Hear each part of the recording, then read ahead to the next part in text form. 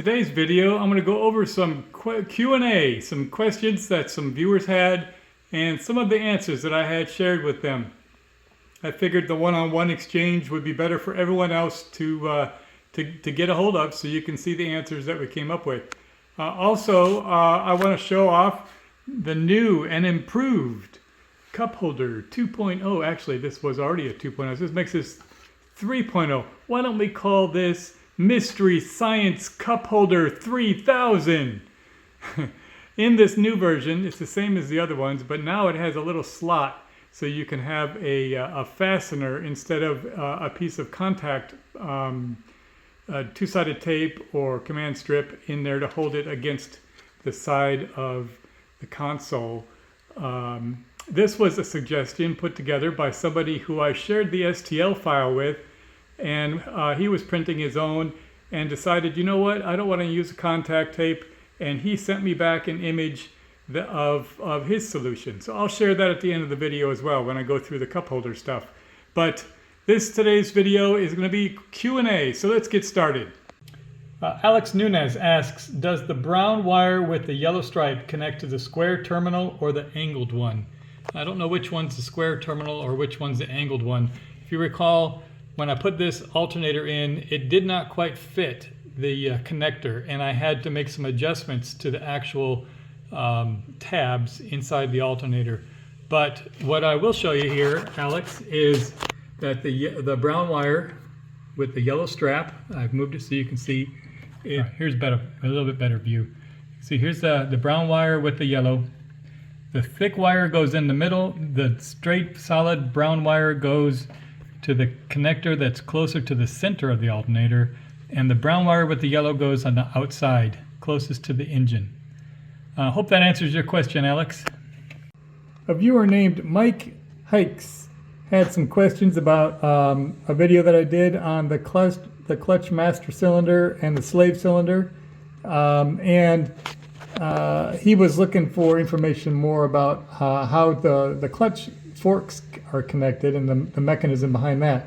But I just wanted to add a little note. This bleeder was probably the hardest circuit to bleed of all the brakes and everything. This clutch circuit, this bleeder is not at the bottom of the cylinder's air packet. So if you have air in this cylinder right here, this bleeder only bleeds at the base of the line, and you can get air up in the cylinder up in here that just won't bleed out. So what I recommend is when you're going to bleed your clutch, go ahead and pull this slave cylinder off and orient it so that this is elevated higher than the top of the main cylinder. You'll have to put a strap on it to make sure that when you hit the clutch to pump it, that you don't throw the cylinder off altogether. So strap it in a place so you can get some pressure on it. But if you have this bleeder elevated above the base of this cylinder, the air will go to the top of the bleeder and it will bleed a lot easier. It's a really hard place to bleed the circuit. But that's just a little trick that I found, trial and error. I'll put a link to the video on this one so you can see what it was I was talking about. Paul Masla asked about the oil cooler that we installed. You can see I've got the hoses connecting down here. You can see the top of the oil cooler down through there. I'll show you a picture of that in a second. Anyway, his question was, when you fit an oil cooler, do you have to first prime it with oil? And in the video that I did covering that topic, I think at the very end of the video I showed I used a hand pump.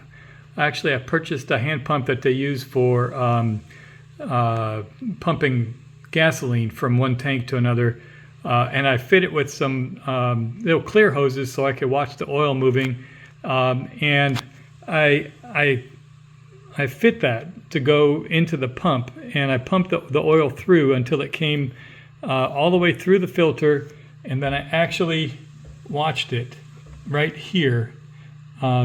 Once this started to weep, I knew that the oil had gone all the way through the system, all the way through the oil cooler, all the way through the oil filter into the crank and was at the oil pressure sensor, which is right here. So basically I primed it by pushing oil through this line, through the oil cooler into the oil filter, and then watched for it to start to weep right here at the oil pressure hose. So yes, I highly recommend that if you put an oil cooler in, that you prime that line and prime the oil cooler. That way on first start, you don't have a big burp that can cause low pressure.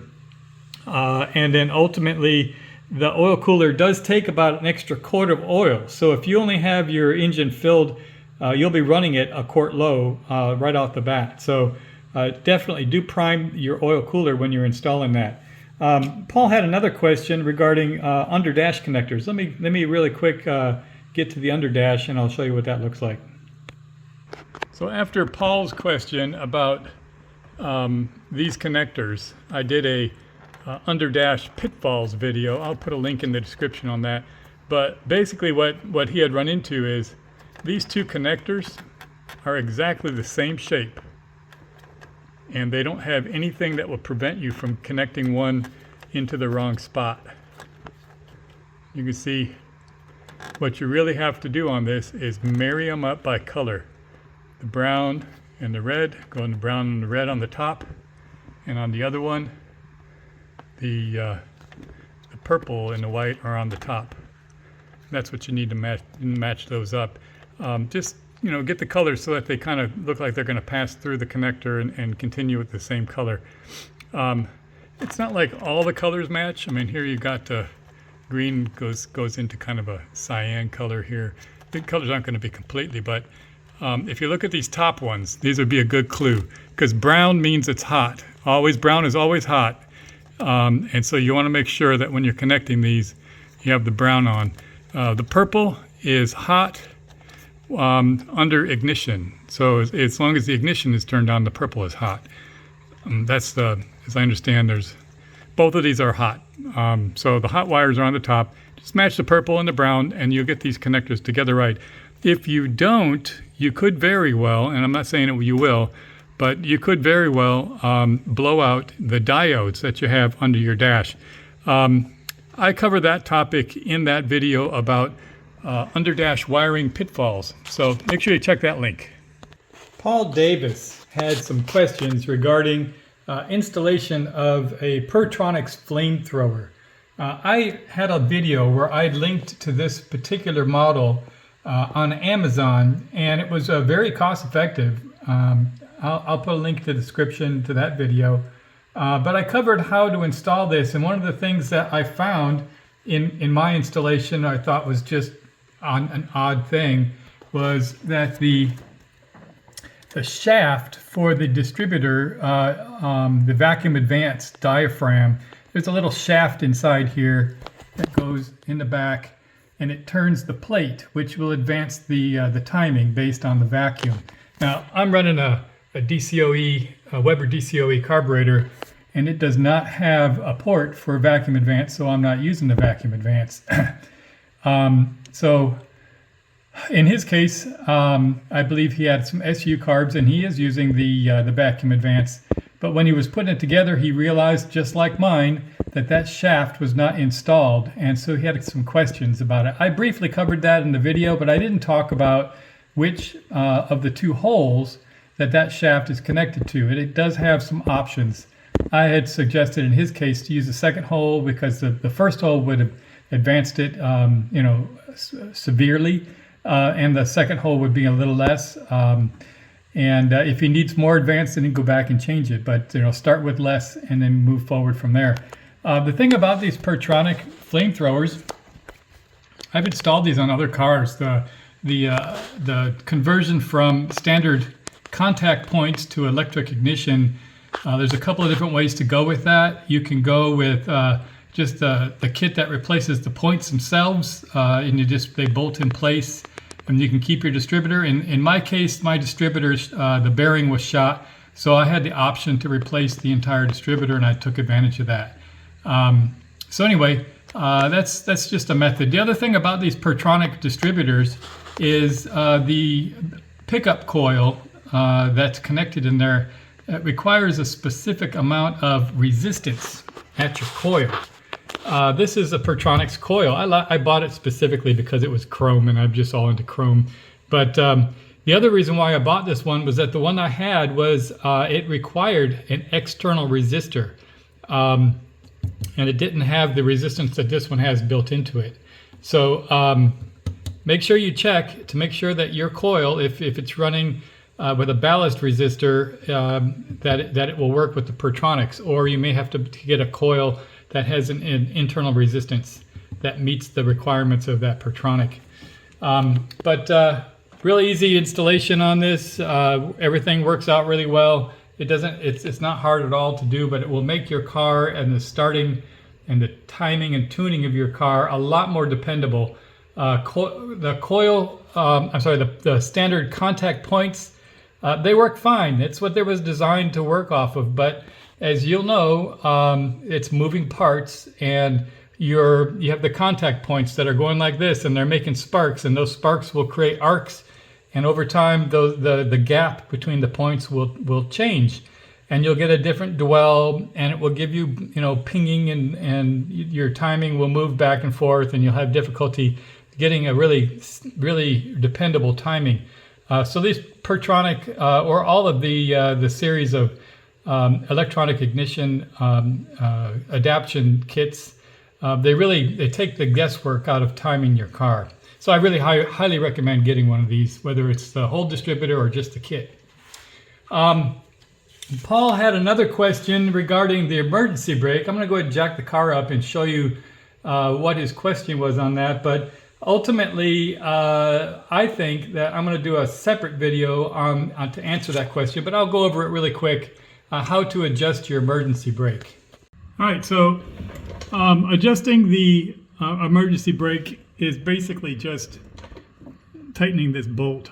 But the problem is that bolt only has so much that you can tighten. So what you can do is you can actually increase like some washers in here and make it so the bolt is pulling the cable even further down the line. Let me show you how this thing operates. The first thing that you do to start with is you need to make sure your rear brakes are adjusted well, because you want to reduce the amount that you have to pull it. But let me show you how this works. I'll go ahead and I'll pull the emergency brake, and you can see how it operates.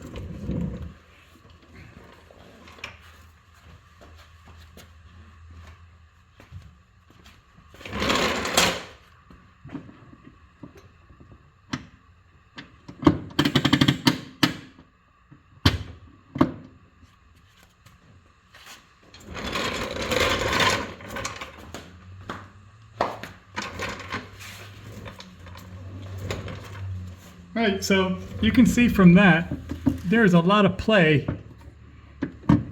in the handle before it even starts to pull the cable through the wire here. So what we need to do, and let me show you how the mechanism in the back works too, so you can understand, how far this travel needs to be and how much you actually need to get it to move. All right, let me move the camera. All right, so from this view, you'll be able to see this bar that connects the two brakes together, and the cable as it pulls the bar that activates the emergency brake. Let me go ahead and activate that, and so you can see how that moves.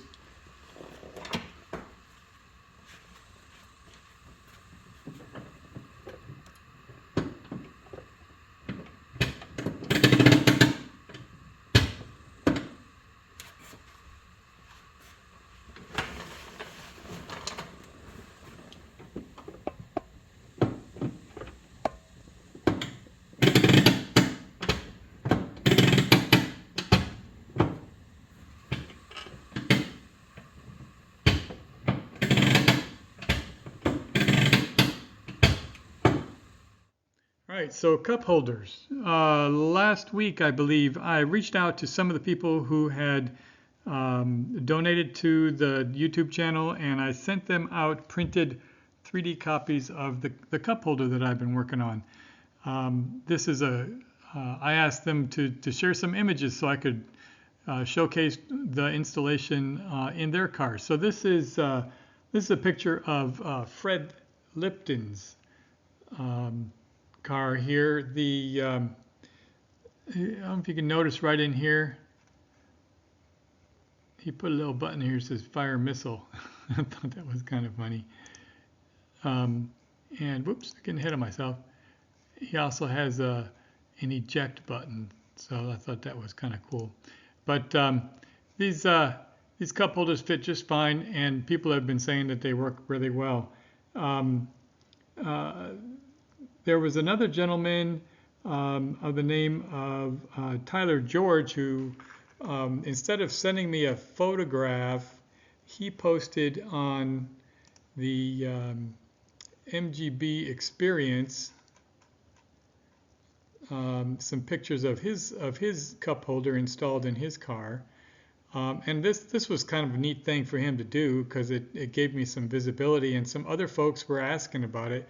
And because of the post that he put into the MG experience, that introduced me to a gentleman named Joe Reed with Memphis British Cars.org. Let me see. I have this is he manages the website for this car group. So check them out. MemphisBritishCars.org.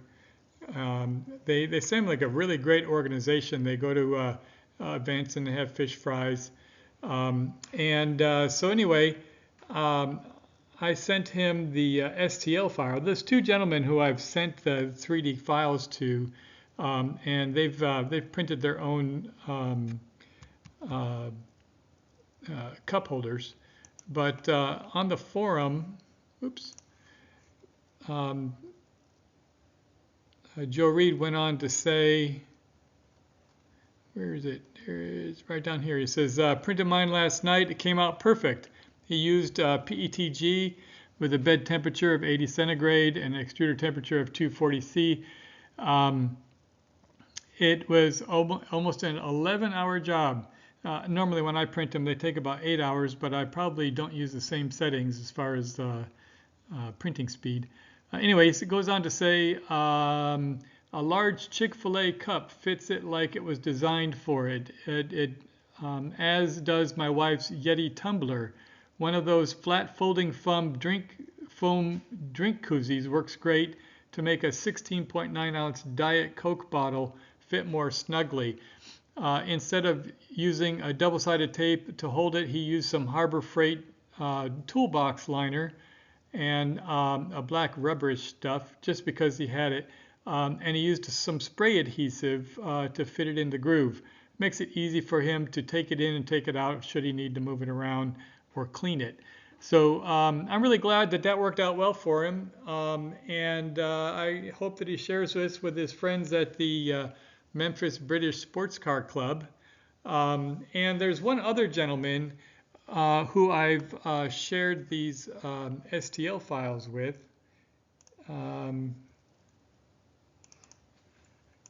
Here we go. This is David Fogel's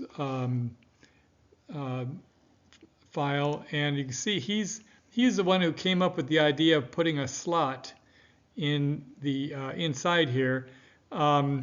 I have a lot of experience doing 3D work and engineering.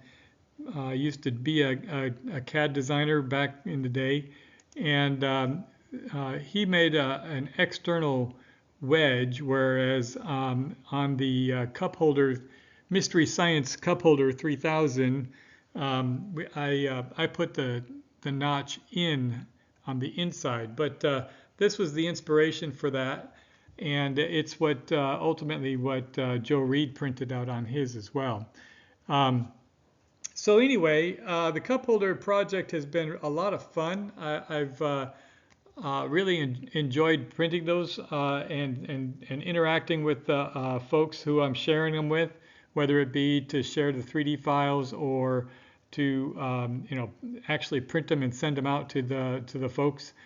So if you're at all interested in those cup holders, again, I can print them for you. That's not a problem.